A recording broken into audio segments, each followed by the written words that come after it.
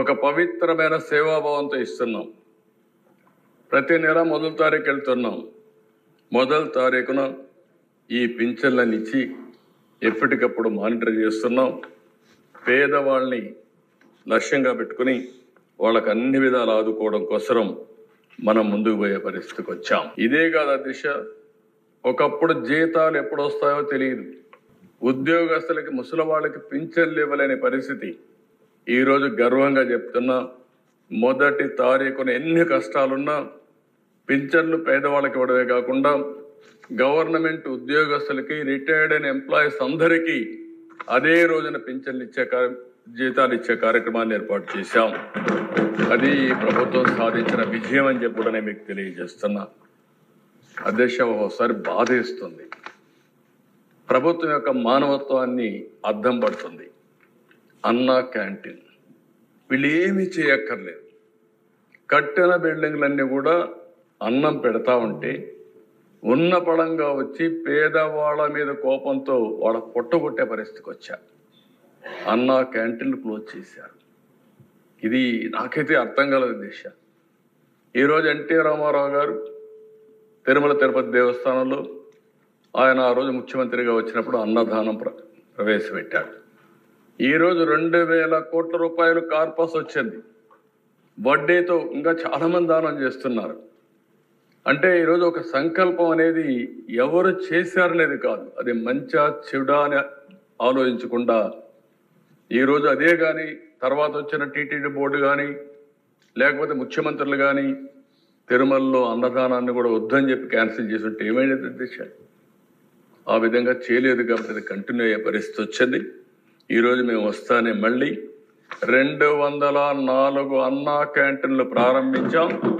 ప్రతి నియోజకవర్గంలో అన్నా క్యాంటీన్లు పెట్టి తద్వారా పేదవాళ్ళందరినీ ఆదుకునే కార్యక్రమానికి శ్రీకారం చుడతాం.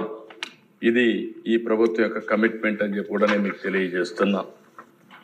అదే మరిగా దిశ, ఈరోజు మనం ఒకసారి చూస్తే ఈరోజు దీపం కార్యక్రమం పేదవాళ్ళ కోసం ఏదైతే ఎన్నికల మేనిఫెస్టోలో మేము చాలా స్పష్టంగా చెప్పాం, దాని ప్రకారం ఈరోజు 3 ఉచిత గ్యాస్ సిలిండర్లు ఇస్తామని హామీ ఇచ్చాం. ఇప్పటికే 1 రిలీజ్ చేశాం, 3 కూడా ఇచ్చేదానికి సిద్ధపడ్డాం. ఈరోజు మీరు చూస్తే 48 అవర్స్లో వాళ్ళు కట్టిన తర్వాత తిరిగి వాళ్ళకి డబ్బులన్నీ కూడా రీపే చేస్తున్నాం. ఈ ఒక్క ప్రోగ్రాంలో 2684 కోట్ల రూపాయలు ఖర్చు అవుతుంది. ఇప్పటికే 1 కోటి మంది రిజిస్ట్రేషన్ చేసుకున్నారు. 80 లక్షల మందికి ఇచ్చాం. 686 కోట్ల రూపాయలు ఈ కార్యక్రమం కింద 93 లక్షల మందికి ఇప్పుడు లేటెస్ట్ మనోహర్ గారు చెప్పినట్టు 93 లక్షలకి ఇచ్చాం. దీనికి ఎప్పటికప్పుడు ఎవ్వరికి ఇబ్బంది లేకుండా ఇచ్చే కార్యక్రమాన్ని తీసుకుంటాం. దీపం పెట్టింది నేను మొట్టమొదటిసారి ముఖ్యమంత్రిగా వచ్చినప్పుడు పెట్టాం అధ్యక్ష, సమైక్య ఆంధ్రప్రదేశ్లో. ఈరోజు మళ్ళీ గర్వంగా ఫీల్ అవుతున్నాం.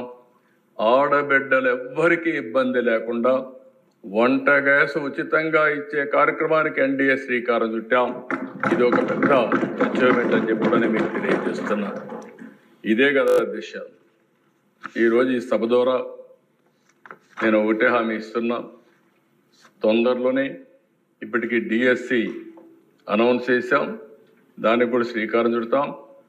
రాబోయే సంవత్సరం 16,384 ఉద్యోగాలు ఏవైతే చెప్పామో రిక్రూట్ చేసి ట్రైన్ చేసి పోస్టింగ్స్ ఇచ్చి పాఠశాలలు ఓపెన్ చేస్తామని చెప్పి కూడా నిరుద్యోగులందరికీ హామీ ఇస్తున్నాం. దానికి కూడా శ్రీకారం చుడుతున్నాం.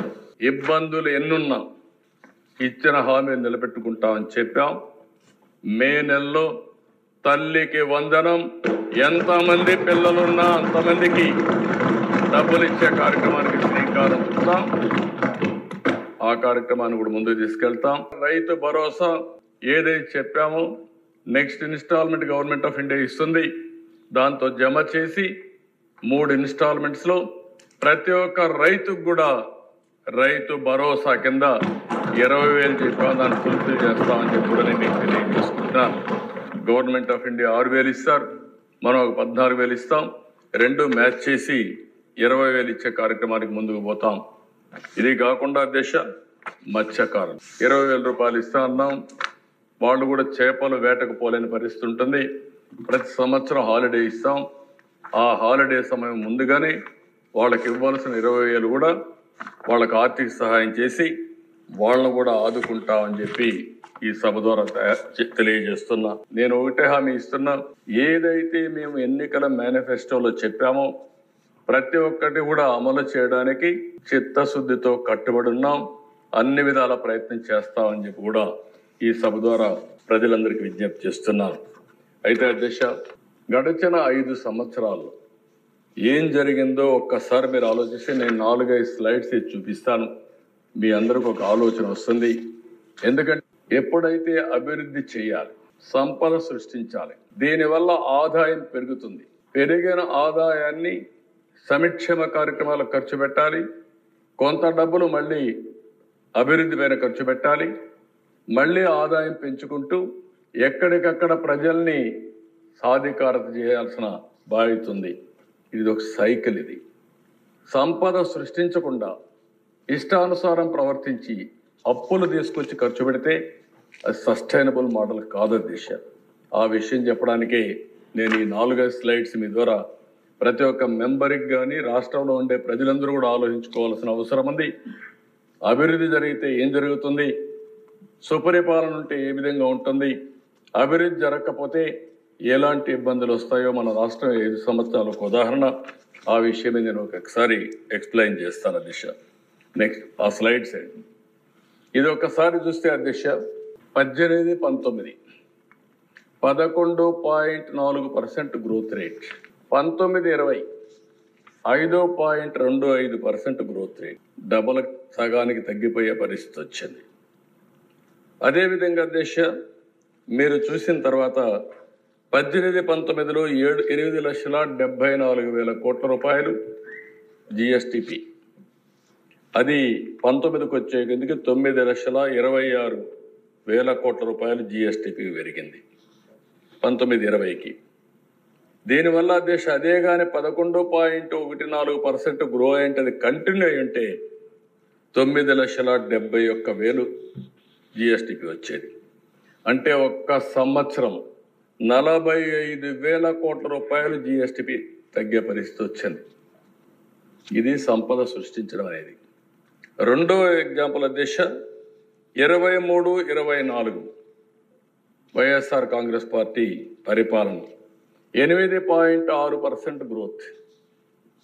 అదే సమయంలో 24-25 ఎన్డీఏ ప్రభుత్వం మొదటి సంవత్సరం 3 నెలలు మేము లేకపోయినా 12.94% గ్రోత్ వచ్చింది.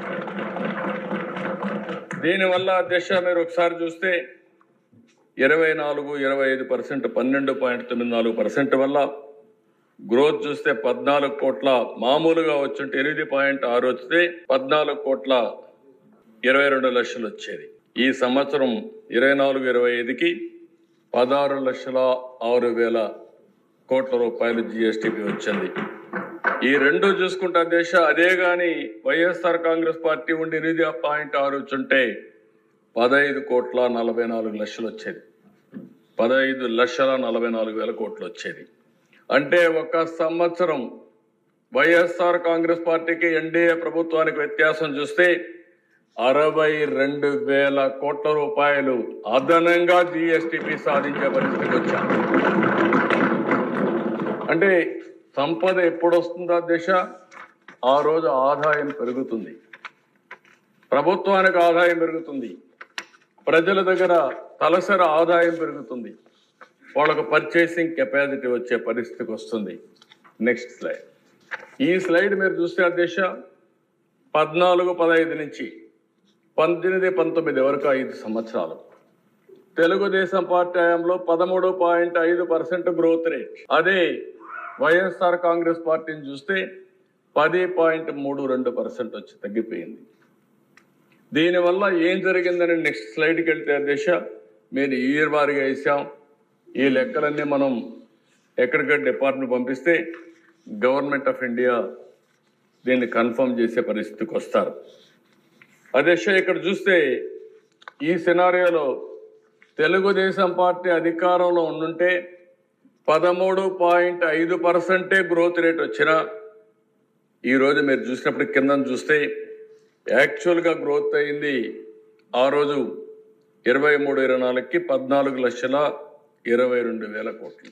అదే కానీ 13.5% గ్రో అయితే నెక్స్ట్ మీరు చూస్తే 16,46,000 కోట్ల రూపాయలు గ్రోత్ వచ్చేది. దీనివల్ల డిఫరెన్స్ 5 సంవత్సరాల్లో 2,24,000 కోట్ల రూపాయలు డిఫరెన్స్. అంటే 5 సంవత్సరాల్లో కలిస్తే 7,24,000 కోట్ల రూపాయలు అదనంగా జిఎస్టిపి వచ్చిండేది. దీనివల్ల అధ్యక్ష మీరు ఒకసారి చూస్తే రాష్ట్రానికి 76,195 కోట్ల రూపాయలు అదనంగా ఆదాయం వచ్చేది. ఈ 76,000 కోట్లు వచ్చుంటే సంక్షేమ కార్యక్రమాలు కానీ తిరిగి అప్పులు చేసే కార్యక్రమం లేకుండా చేసేదానికి అవకాశం వస్తుంది. అదే అధ్యక్ష తెలుగుదేశం పార్టీ ప్లాన్ చేసింది 15% గ్రోత్ అనుకున్నాం. ఈ సంవత్సరం మళ్ళీ 12.94% గ్రోత్ వచ్చింది. రాబోయే సంవత్సరం నుంచి 15% సాధించాలనుకుంటున్నాం. అది కానీ మనం చేసుంటే అధ్యక్ష ఈరోజు ఇంకా 94,856 కోట్ల రూపాయలు అదనంగా జిఎస్టిపి వచ్చేది.